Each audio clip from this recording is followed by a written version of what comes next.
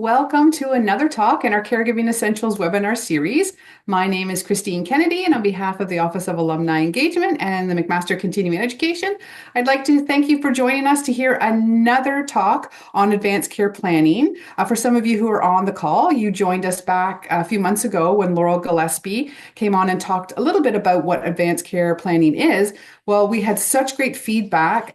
We invited Laurel back, and this time she is going to sort of give a step-by-step on how to complete your advanced care plan. So now it is my pleasure to introduce our speakers today. So of course, our moderator, as always, is Donna Thompson. Donna is a caregiver, author, and educator. She is the author of two best-selling books on caregiving, including The Unexpected Journey of Caring.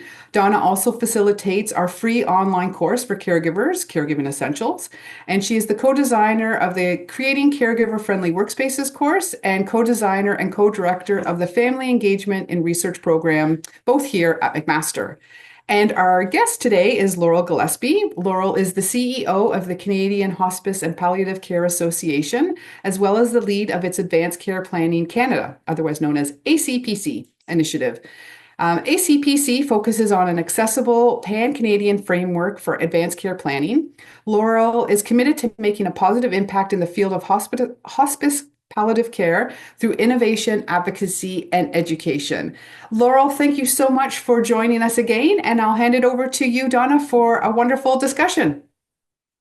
Thank you so much. Thank you, Christine. Welcome, everyone, and welcome, Laurel. I'm so excited that Laurel Gillespie has come back to us today because, like Christine said, so many of you wanted to know more about the Advanced Care Planning Guide, how actually to fill it out. And many of you had questions that you sent in with your registration, about what do I do if I don't have a big network of people in my life that I can lean on for some of this.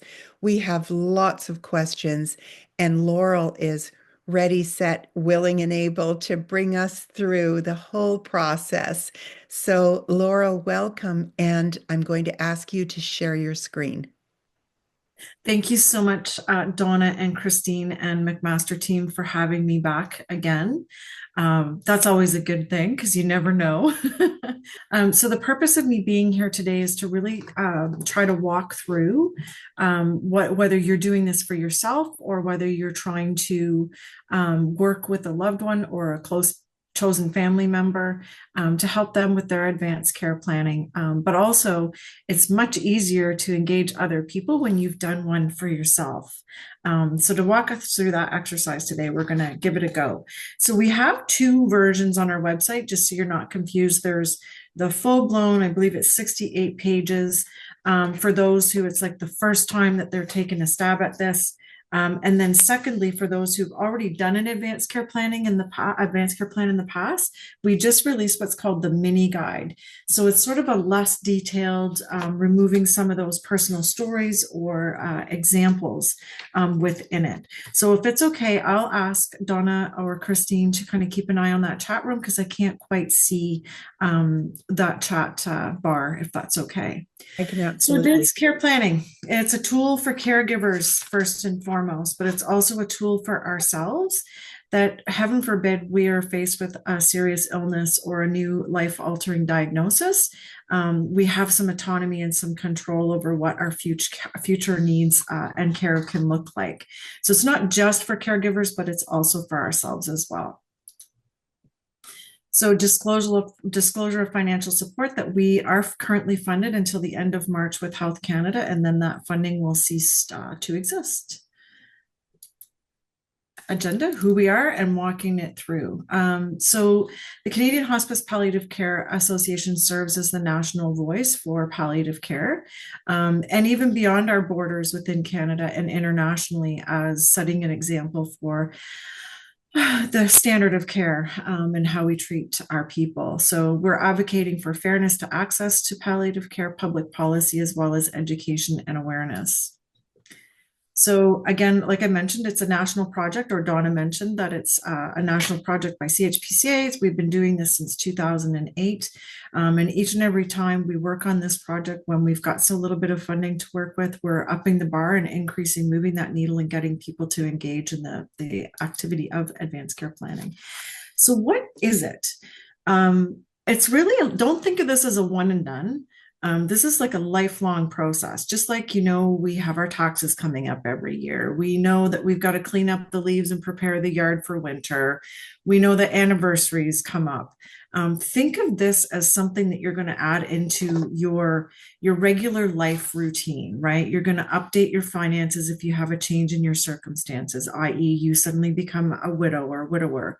Maybe you've changed jobs. Maybe you've bought a house. So you're going to change some of your more important documents. This is something that's meant to be thinking about what matters most to you, what your values and your goals and preferences are, and have your advanced care plan reflect that as you move through some of life's changes and stages. So it's also about not just documenting and thinking about what your future needs would be, but having these conversations with the people who matter to you most, whether that's your loved ones, chosen family, friends, neighbors, counselors, anybody that might be close enough to you that you would entrust to convey your wishes on your behalf. So the life planning model shows how your future care fits within different planning activities, whether it's your health, the law, as terms of estate planning and wills, your community, and your money, so your financial planning. So all of these kinds of things are interconnected, and ACP can touch a bit on all of those. But it really, here's at the heart of the matter, is what is it that you envision for your future healthcare? So it's general and it's very flexible way to introduce somebody to advanced care planning. Now, why is it important? I can only speak for myself. Those of you who are at the last one, I'm almost 18 years now, and I'm so blessed. I received a diagnosis of really not great breast cancer at 38 years old, and went through the mastectomies and the chemotherapy and the radiation. And I had young children, and I was a military wife and had no family. It was like, whoa, this is a lot when I was 38. And I thought, I shouldn't be dealing with this now. And I was also a caregiver to a mother-in-law with Alzheimer's at the same time. Anyhow, ACP became my mission, and my mandate in the rest of my career is to try to engage people because I could see the value in it. I've also taken care of 2 seniors since my own diagnosis with cancer. One with Alzheimer's, one with just significant health issues. I had one that had an advanced care plan and one that didn't. And I can tell you from personal experience in that caregiver role, that it made it so much easier to know or have an idea or modicum of what it was that person was expecting to receive in terms of care in order to honor and respect them as individuals. So it's not just necessarily for you, but it's for you, it's for your family. It's for anybody within someone's care team to have this information and share it with them. So your guide helps you to think about what's important to you, to learn about the kind of care that you would want. And again, why we say that you need to revisit this often is as we age, our circumstances change with our health, right? So I give the example of you turn 50. Well, it's that time to start having colonoscopies just in case. So we automatically know that that's a thing to do, but people aren't as comfortable and aren't as well versed with what advanced care planning is. And that's what we aim to do. But it's about learning about the care that you want, choosing a decision maker that you trust, or makers. It doesn't have to be just one person.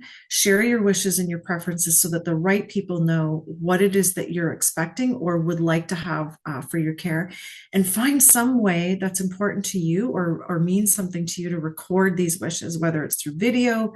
I was going to say recording a cassette tape, but now I'm dating myself. But with your phone, making a quick little video so that you can record it in some way, or download or ask for a copy of these plans, which are available for free through our website, which we'll provide you with later. So an ACP story, Jane's journey. So let's just kind of, Jane is an average woman. She's, mid 40s to mid 50s.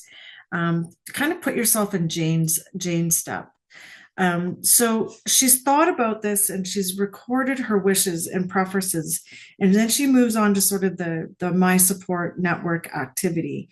So we're going to start here with how she uses the activity to find her support network, because that's often the biggest question is like, who's going to convey or relay my wishes if I'm not able to?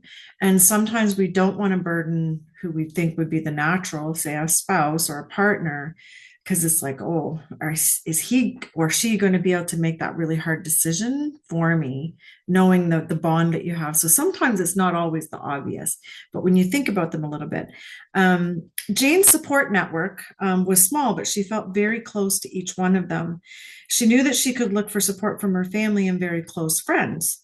After thinking about the questions in her decision maker section of the book, where I'm looking at this, is page 46. She decided to ask her sister and her husband to be her decision makers.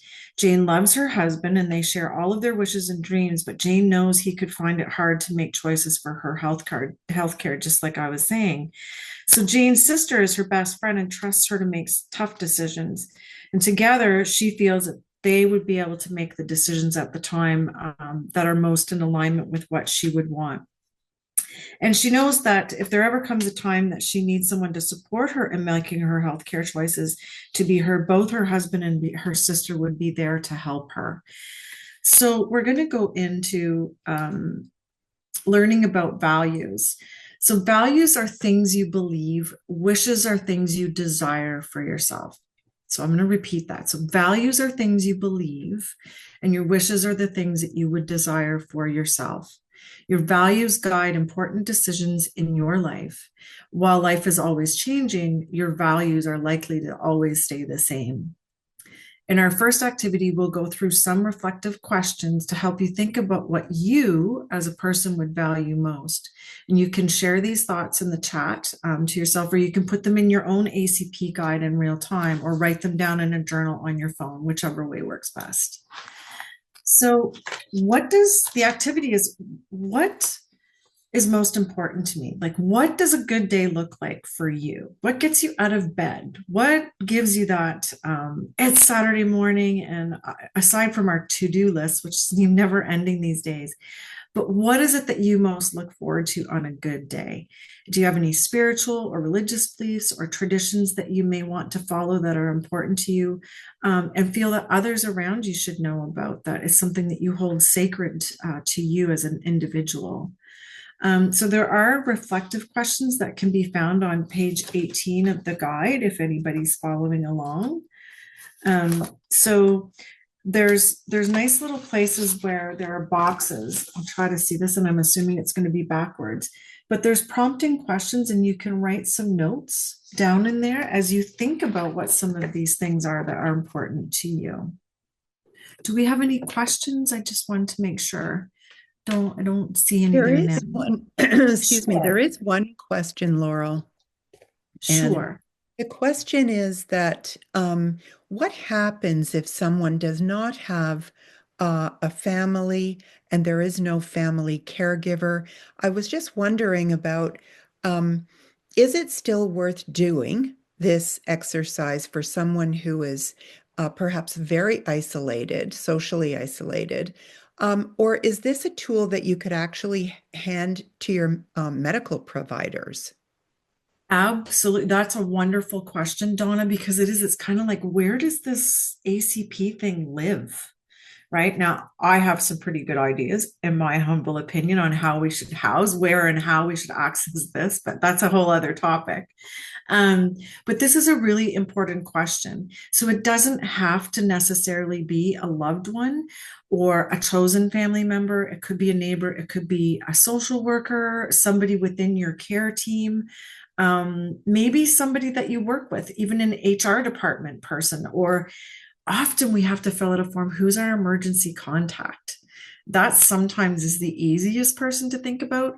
But by all means, share it with your medical team, whether that be your family community physician, any specialist that you might have, any and all of them. The more that have this information, because right now, the way things are structured is that we don't have one place to house this information that is universally accessible to the medical professionals. So it's kind of up to us to make sure that we share that with people that would be involved in our care. So you might be a bit of a lone wolf, which is fine, and very common in today's society that we've tended to be more isolated, but definitely share it with your medical team.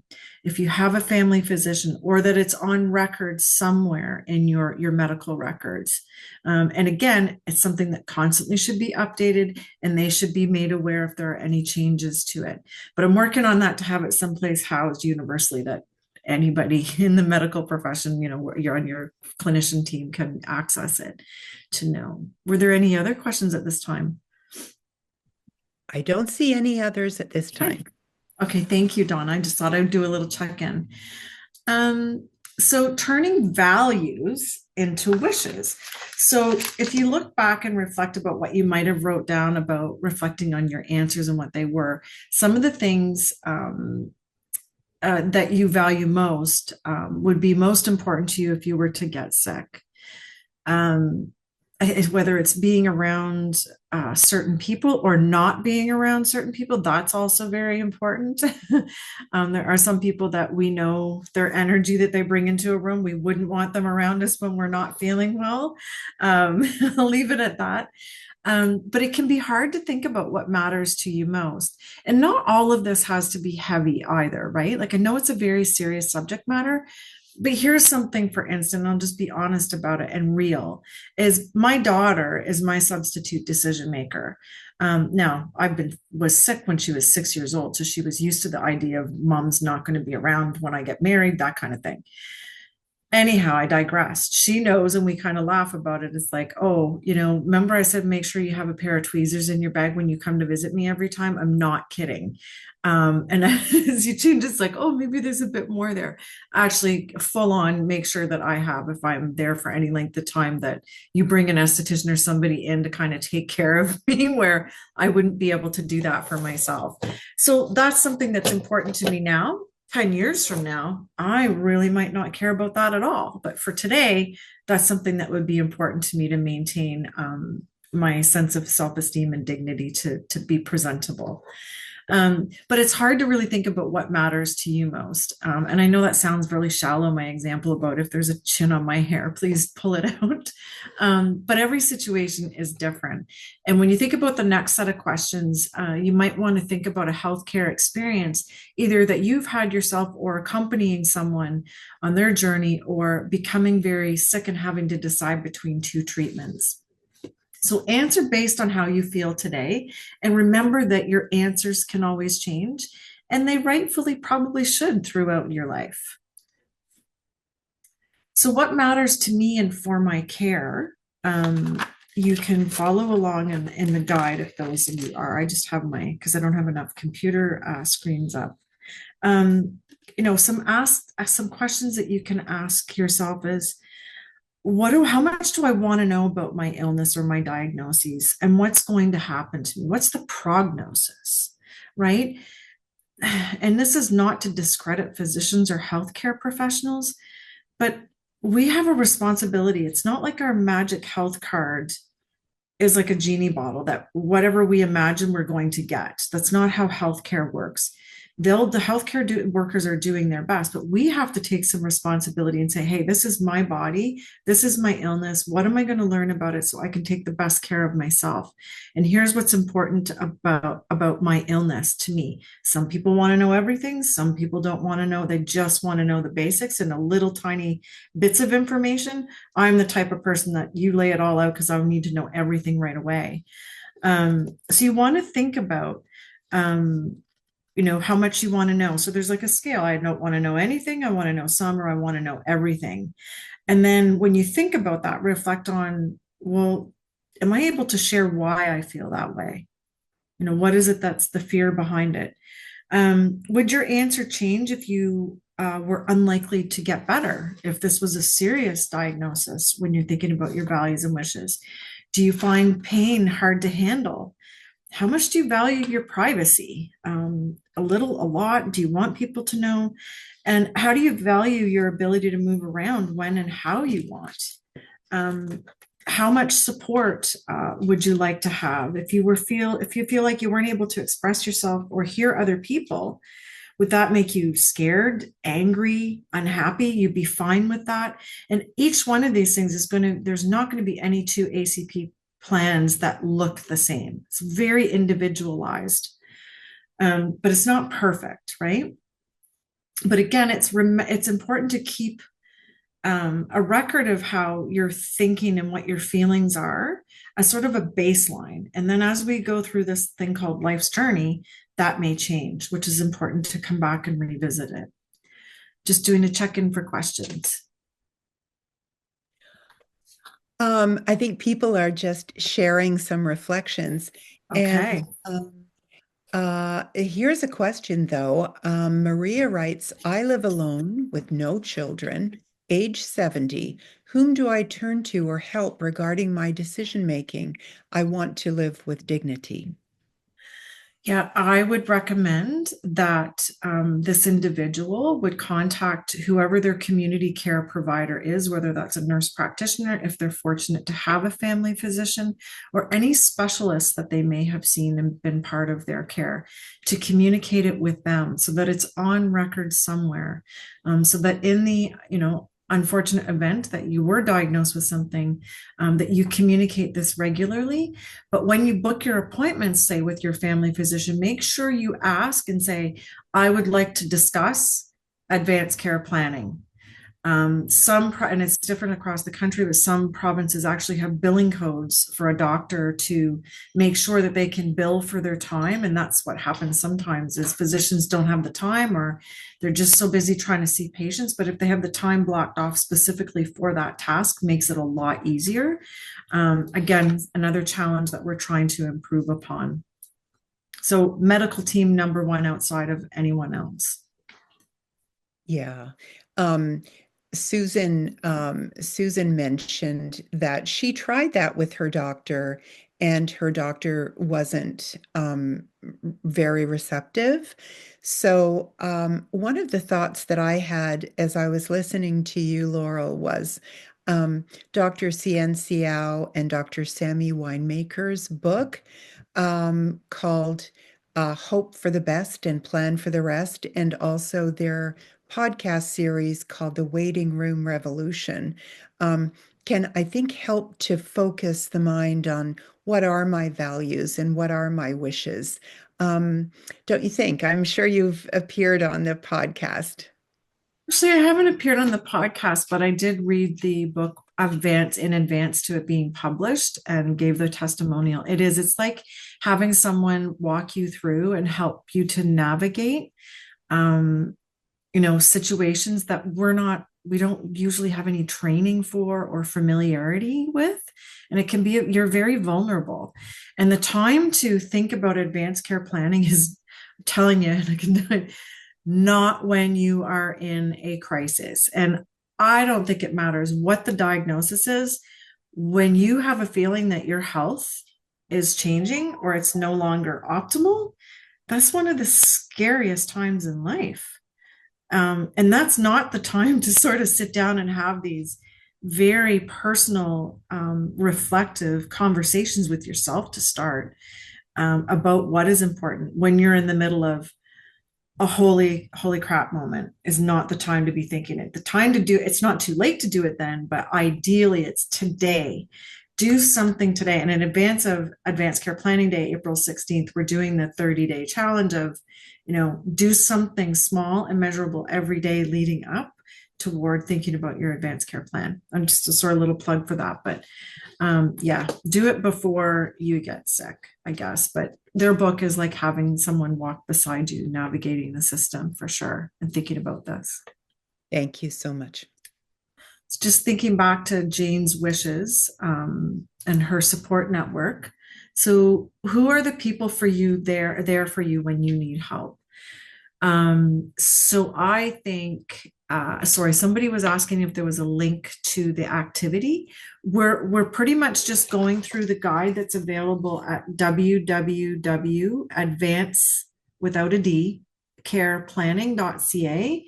There's a couple of different formats of this book, but you can go through the book at your own leisure, either with it in your hand, hard copy, or digitally. And there is a smaller, shortened version that's a bit tightened up. That's for somebody who's just revisiting or updating. So, good? Yeah. So who's in your support network? Who is it that you turn for support during hard times? I know I'm not the only one that's probably been through a divorce on this call, seeing that there's over 300 people, which is a great turnout.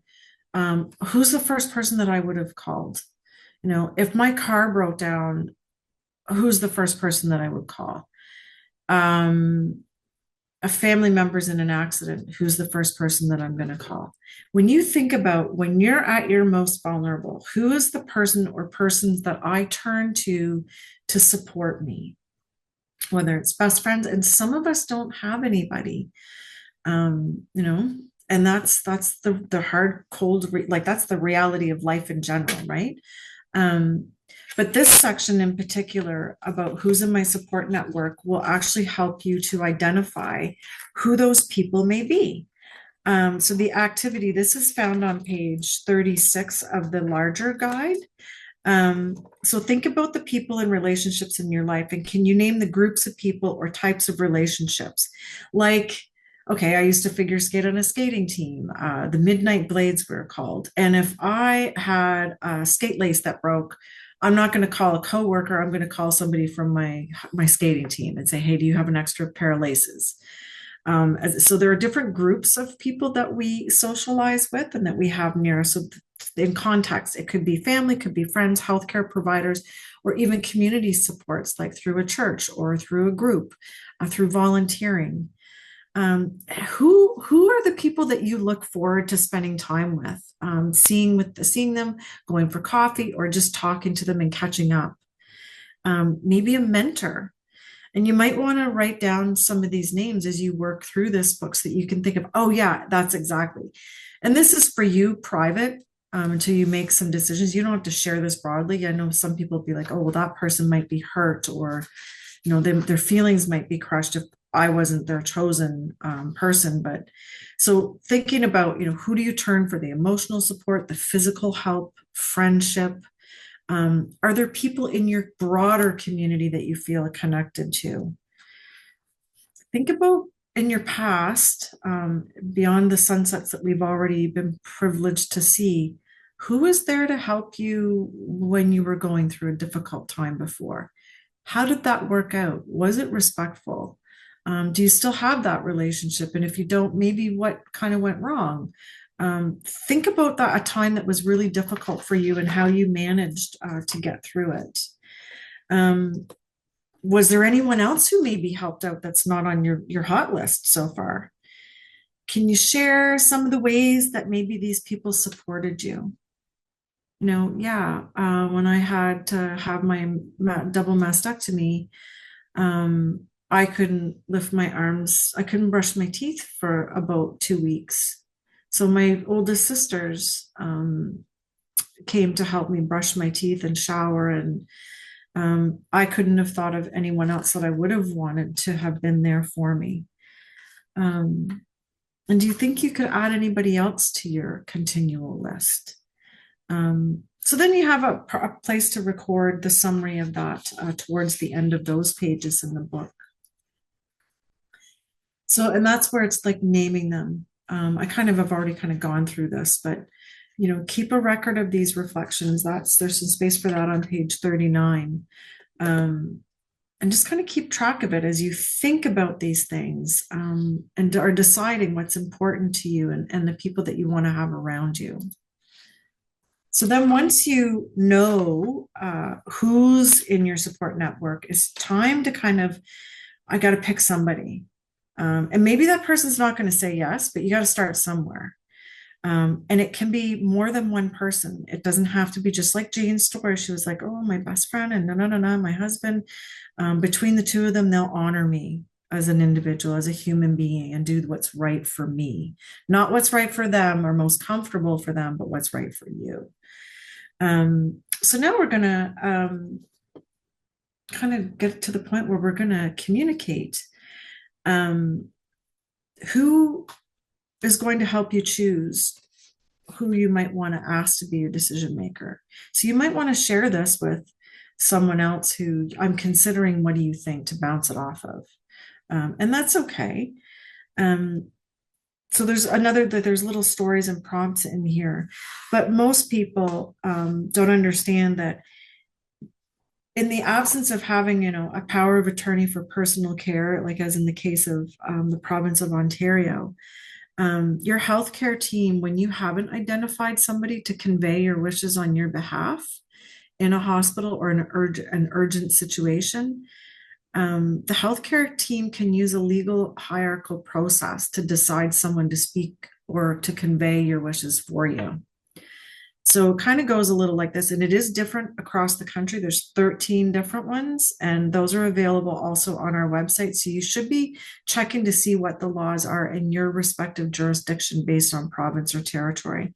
Likely first round will be your spouse or partner, life partner, any adult children that you may have, then your parent, then your siblings. Now, I'm the youngest of 8, and I can tell you there's maybe 2 of my siblings that I would want making decisions out of the 8 of us. And that's not uncommon. And then any other relative. And once that list gets exhausted, the government can actually appoint someone if these things aren't talked about. Not to scare you into advanced care planning, but it sure can make a lot of things easier and more smooth for you, your loved ones around you, not only during an illness or a crisis event, a sudden event, helping you recover if possible. If not, be there to support you and have supports there for you once you're gone, if that's the case.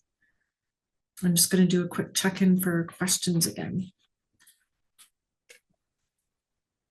I'm just looking at the Q&A box. Someone said Maria was the person who previously asked what to do in the situation of being quite isolated. And someone responded as a suggestion, my husband and I met with our family lawyer and clearly expressed all of our health wishes, advanced care planning within our wills, so that regardless of whether or not you have children, you can ensure that your wishes are respected. You can also meet with a notary. And I guess the follow-on question from that vis-a-vis the role of lawyers and wills in advanced care planning, how can you ensure that your wishes that you've written down with a lawyer and that are proper and legal, how can you make sure that those wishes are then enacted if you do not have a family caregiver who's able to speak for you in the case of severe illness? That's another really great question. And part of what I would consider to be one of the greater challenges is, I'm not sure about you, but I can never think of one situation or circumstance when I was in a hospital for emergency surgery, illness, et cetera, et cetera. My lawyer never showed up once. Nor did any of my family, well, except for my husband at the time, probably would have had an inkling where to go. They're the last ones who show up on scene. It's usually after you're gone that the lawyers get involved. Yeah. However, as I say, it's a challenge. Lawyers don't speak medicalese. Doctors and medical team don't often speak the legalese. So there is a disconnect there. And how do we bridge that gap? How do we ensure that the left hand knows what the right hand's doing? And that's where that's great. We get our POAs or power of attorneys, we get all of our finances in order, and we get our will done, and it's tucked away and shelved for another time until there's a massive life-changing event that would cause us to change it. Like selling a home or whatever have you. With your medical wishes, it's a little bit different. It's better than not having anybody, but who's actually going to be there in the heat of the moment when you need to have somebody speaking for you or conveying your wishes in that moment. It's going to take a long time for family members or whomever to figure out who's the lawyer, where are these papers, what did they want. It's like a few steps removed because there's not a seamless integration of the legal piece and the medical piece. And that's kind of what we're trying to do with this. And it's not to diminish the work of lawyers. That's all very important work. But in the absence of having that and a family who's very well informed about exactly what you want, this is a great place to start and something that's easy to share so that who needs to know, the person that needs to know at the right time, in the right place, and for the right reasons is where you need to go. And it's a win-win-win-win for everybody involved, in my opinion. So, okay to carry on, or do you want Um, yeah, just one more question. And Janice is asking if the healthcare providers do not listen to your wishes from your power of attorney for care, what recourse can you take? Um, would you go to patient experience office at the hospital, talk to your social worker? What do you recommend? that's what if personally, that's what I would do and recommend is that you reach out to the resources that are available within your clinical setting, whether that be a patient advocacy team, call a family meeting with the medical team and all those involved, whether they're social work, occupational therapy, gerontology, whoever the people are that are caring for that person, call a family meeting or call a meeting and getting the people around the table and say, okay, this isn't cool. This is not what we're expecting, and how are we going to move forward to ensure that XYZ 1, 2, 3 happens?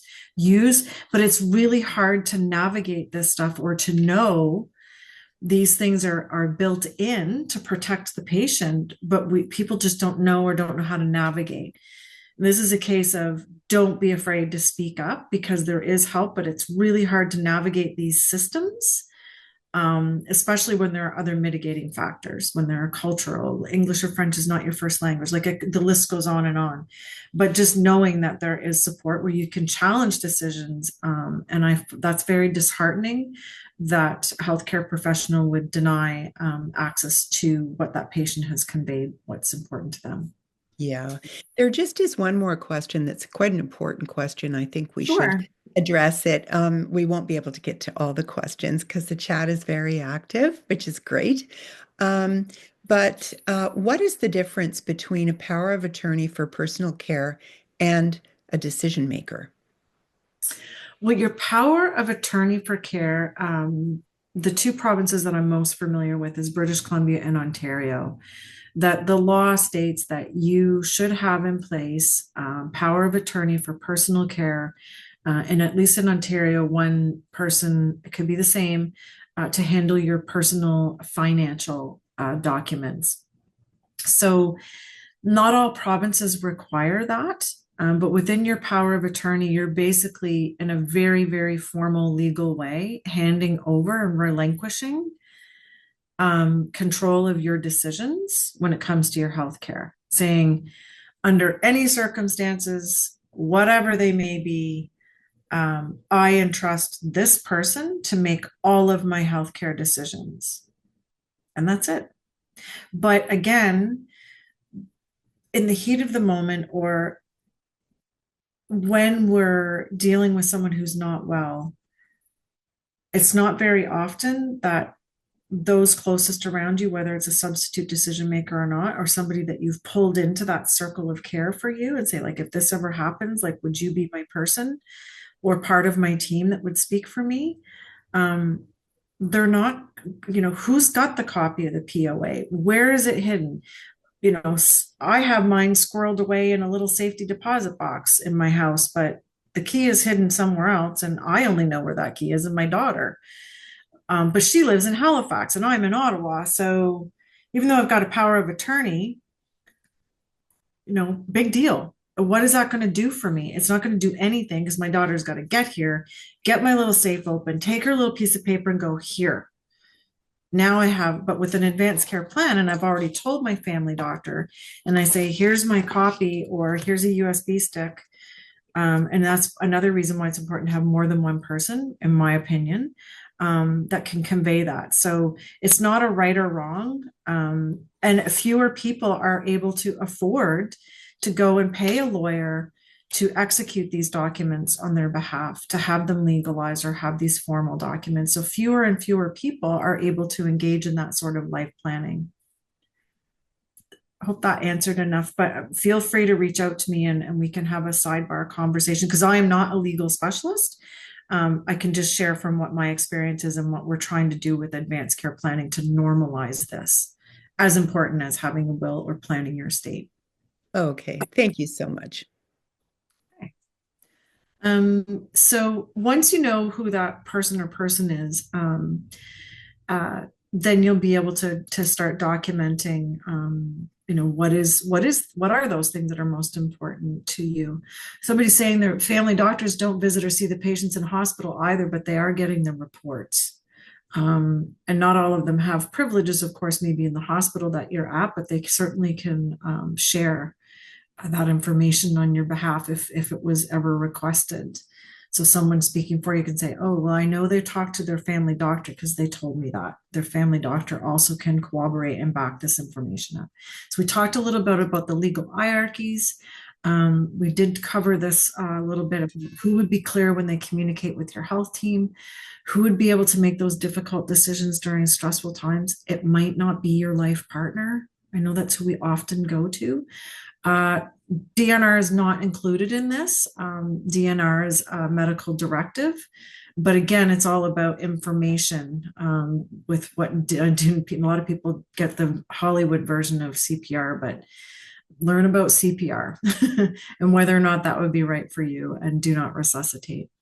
So additional reflective questions can be found on page 42 as we go through it. So we have a little video. How are we doing for time? I think we're okay.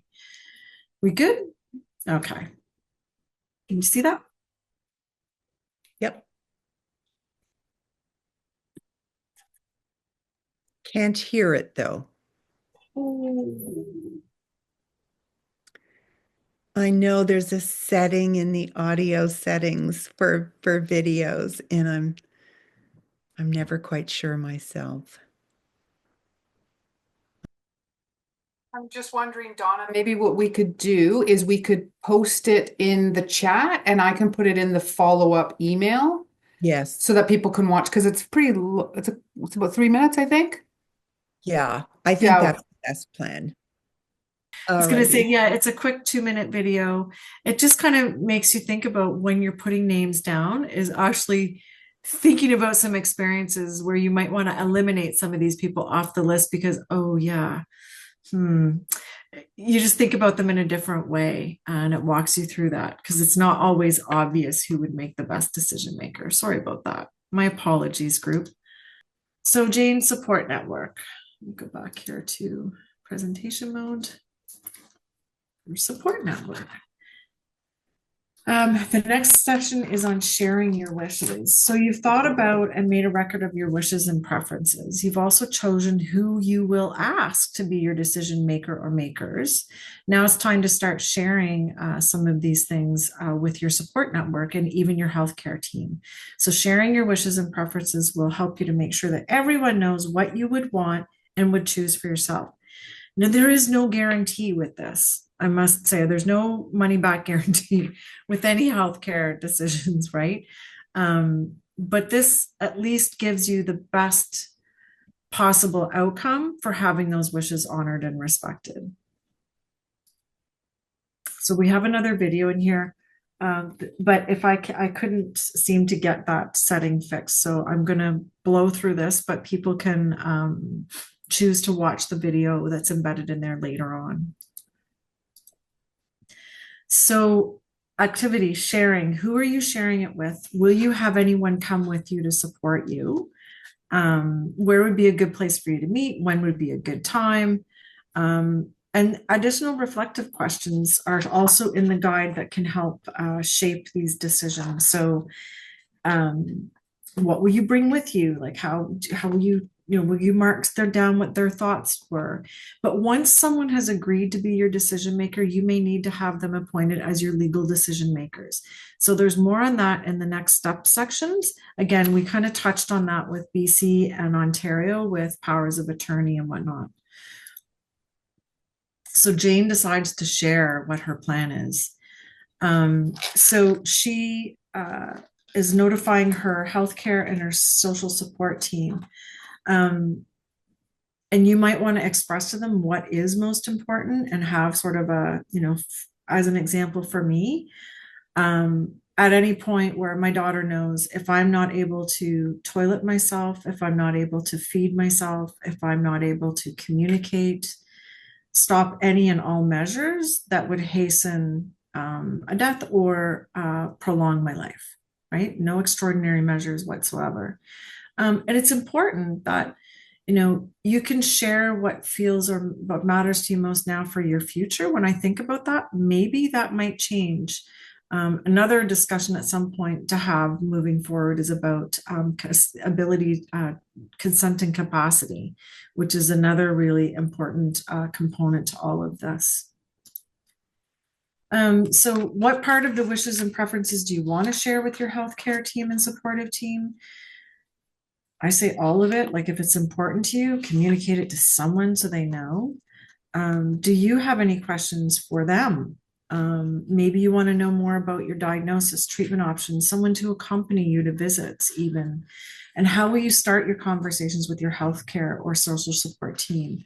So again, there's more reflective and prompting questions. And then we move on to storing the document. So you put your plan all together, but again, it isn't a one and done. You do have to revisit it, particularly, you become a grandparent or your children get married or that you change houses or you go back to school. Like anytime there's a significant change in your life is a good time to say, like, is this still on track? Is this still what I would want if, a number of different scenarios would happen to me? In all likelihood, what would happen to me? So how do you want to store your record? So you want to make sure that it's in a safe place, but that it can be accessed easily. How do you prefer? Is it filing in an old filing system? Is it electronically? The nice thing about the advanced care plan being done online, I know a lot of older people, including myself, I still prefer pen and hand.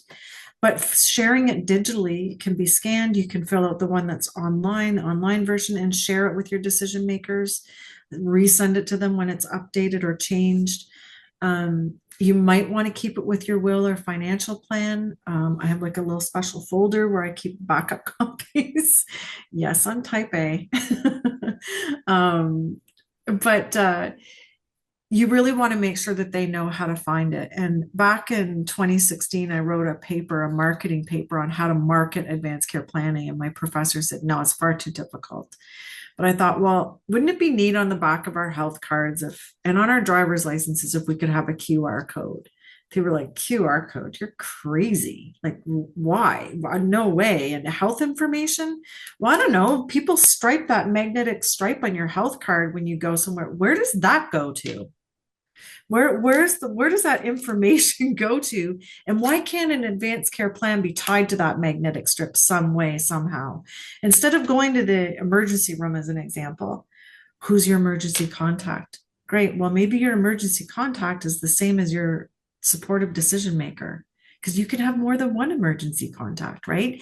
It's kind of, this is one of those societal changes that's not going to happen overnight. But I really, as we kind of come to an end with this particular presentation, I really believe in the power of being open and being honest about making yourself be vulnerable in this space. But it really helps you to have some control and some autonomy on the direction of your future healthcare that aligns with you and what's important to you and what your values are. And to me, you can't put a dollar on that. So Jane's records, and then my next steps, as I mentioned, like reviewing it. How often will you review it? Birthday, tax time. And it doesn't have to be, going through the whole thing again, but just, oh, is there anything that's changed that I might not want that now. Do I want my shoulders operated on again? I'm not sure. Like, just you have to ask yourself some really deep-seated questions. But it is about being vulnerable and sharing some very intimate and personal thoughts. And I can see why it's hard to get people to engage, but as an individual who was very sick, having to think about what my future care was going to look like and where it was going to take place, if I was going to be palliative, did I want to be palliative at home? Heck, I didn't even know what palliative was really. I say it's 18 years ago, but I really believe in the power of what we're doing and coming together to help support caregivers. Because as a caregiver, I've been in both versions where the individual had an advanced care plan and the other one didn't. Two entirely different experiences, one far less stressful and onerous than the other. I'll leave it at that. Laurel, I That's have all. another question, and apologies, I am going to have to step away early, few minutes early today. But Christine, Laurel, you're here to end us off. But before I go, I just wanted to pose this question from Mark Seguin. Um, the traditional POA, oops, it just disappeared. One second. Here it is. For care stipulates incapacity as a condition. In today's world, people live longer, and a significant portion of the aging population will go through dementia or other cognitive decline. How do we bridge the gap where caregivers and decision makers need to be involved before incapacity is officially declared? And that's something that in the medical world, doctors are discouraged from proceeding too quickly to declare incapacity. I mean, as they should. But um, uh, I mean, how do you navigate that tricky territory? And I'm wondering if you have some advice for us. You're right. It is a very tricky territory, and there are no easy answers. Donna, thank you for your time. So I guess it's handed over to Christine, if I remember correctly. Thank you. Yes. Um, but this is where the importance, and I don't want to create like any panacea over this. This is why it's important to start having these conversations now. Um, not waiting until you've reached that point. And it's okay to talk about this because this is about you. It's about your future. You don't want to be a burden on somebody, then you better think, oh, both mom and dad were diagnosed with dementia, Alzheimer's. I sure wouldn't want that for my family because it wasn't a great, like, as an example. Um, but by having these conversations when you're healthy and in a good state of mind, not when there's a crisis event or a new diagnosis, the time to do it is today in the present. When you're not going through something extremely stressful, and engage in it now and share that with as many or as few people that you think is important. And it's interesting, when I was at the World Health Organization executive board meetings last week, dementia, they just extended the World Health Organization's dementia strategy to go until 2030. But I reminded the state actors, the executive board and state actors that were all present, that as of that date that I presented, it was 4 years, 10 months, and 20 days. And we're going to go from 55 million to 78 million in less than 5 years, right? That's a significant increase in the amount of dementia. It is one of the fastest growing non-communicable diseases in the world right now. So whatever we can do to mitigate and understand what it is that's important to people, the further we will be ahead in having people relay what their opinions are, particularly around conversations that are happening around track 2 access to MAID requests. In our policy, we're not for or against MAID. It's not up to us to tell people what is right or wrong for them or their loved ones. However, we feel that access to timely quality palliative care should not become the default. A MAID should not become the default in the absence of that access to timely quality palliative care. So anyhow, I think suffice to say, we can do a much better job at taking care of people. But in the event, that you are predisposed maybe to having a condition where you would one day lose capacity, do it now. Start these conversations now. The earlier, the better. That's my point. That's, I guess, all I would say. It was a long-winded way of saying that. So Laurel, since you did discuss MAID, there's actually quite a little there's quite a bit of discussion on that. So should MAID be included in your advanced care planning? Um, should you place a copy of your advanced care planning with your do not resuscitate? That's not MAID, but you do not resuscitate. How does this plan fit into the work of death with dignity and MAID? Um, Yeah, so Yeah. what And I know it's you're not you're not a lawyer, but in your experience, how does the advanced care planning and MAID sort of tie in together? I guess my concern, how do they tie in together? And that's a great question. And advocates for palliative care in Canada, it's made just come like steamrolled right through and quite quickly, given that, hospices are still struggling to keep palliative care beds and hospice beds open when we're selling banana bread to make the operating budgets, right? It's kind of silly when we can keep people out of the most expensive beds, and that's acute care in the hospital or ICUs. MAID, where does that fit into it? Some would argue, if I played devil's advocate, is that, MAID could be considered a palliative approach to care. And I wouldn't argue that, provided that the individual actually had access to quality palliative care at the right time and in the right place. But it doesn't mean that palliative approach to care can't begin and they still have a MAID request come in. And we've seen time and time again where someone is ill, they start receiving a palliative approach in their care, then they reduce their fear because they're no longer in pain, their symptoms are being controlled, they're actually living the best quality life that they can live until, oh my goodness, I have this impending date and I feel really great, and they cancel their MAID request. And then they it's a very, very complicated, and I can see after having taken care of someone with Alzheimer's that, yeah, it's tricky, it's challenging.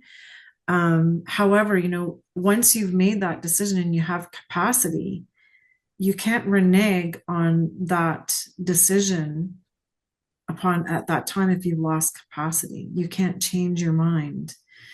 That to me is quite frightening. What if there's a new medication? What if there are new what if there are new treatments, some miracle, if you will, that can lessen the load of what the burden of that kind of, and I will say that it's a burden, and in my experience, my opinion, it was a burden to the individual in moments of lucidity, felt ashamed and felt like she was a burden, even though she wasn't.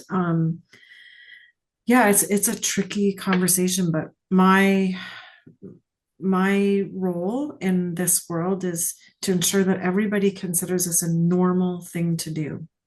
It's not out there in left field. This is normal and natural and necessary if we're going to be able to have a chance at surviving, the next few decades with our beloved healthcare system, because some things got to change.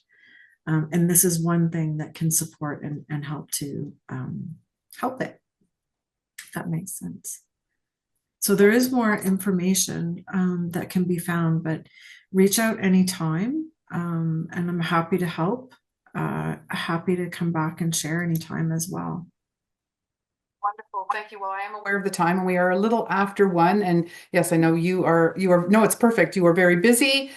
So I want to thank you. I want to thank everyone who joined us today and for all the activity. Lots of people sharing their own experiences and, providing some information based on their experiences. So thank you everyone for sharing.